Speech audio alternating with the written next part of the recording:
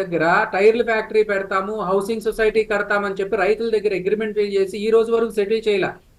ఆ కేసులు ఇంకా కోర్టులో గడుస్తా ఉన్నాయి. ఒకవేళ మీకు తెలియదేమో కనుక్కోండి ఒకసారి. ఖచ్చితంగా నేను ఆ ప్రాంతం వాడిని, నేను అనేది అదేనండి. కోర్టులో నడుస్తా ఉంటాయి, అంతేగాని మార్చి తీసుకెళ్లి ఇంకో చోట పెడతా ఉంటే ఒప్పుకోరండి. కోర్టులో నడుస్తానే ఉంటుంది అది. ఎర్రబాలెం ఇష్యూ 1983-84 లో చేసిన ఇష్యూ, ల్యాండ్ ఇంకా సెటిల్ అయిందా? సో కాబట్టి వాళ్ళు చేశారు కాబట్టి మేము చేస్తా ఉంటారు, అంతేనా? వాళ్ళు చేశారు కదా, వాళ్ళు చేసిన దుర్మార్గపు ఆలోచనలు కాబట్టి అప్పటి నుంచి ఇప్పుడు దాకా సెటిల్ కాల. హైదరాబాద్ అడుగుతున్నారు అమలు అయ్యే పనేనా? ఇప్పటి వరకు రాజధాని ఏది అంటే అమరావతి లేదంటే 3 క్యాపిటల్స్ కే కట్టుబడి ఉన్నామని చెప్తున్నటువంటి వైసీపీ నాయకులు.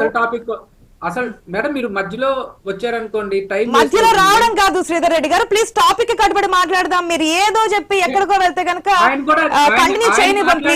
మీరేమి చెప్పరు, టాపిక్ పరంగానే మాట్లాడుతున్నా నేను.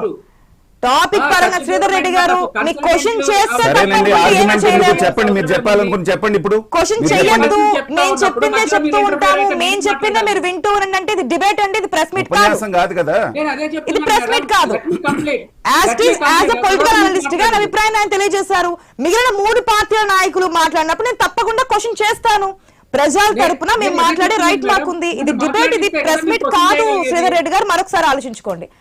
ఇంకొక 2 సంవత్సరాలు ఉమ్మడి రాజధాని అంటున్నారా, అది ఎంతవరకు పాసిబుల్ అంటారు? ఎందుకోసం అడుగుతున్నామంటే ఇక్కడ మెయిన్ గా కొన్ని అన్సాల్వ్డ్ ఇష్యూస్ ఉన్నాయి మేడం.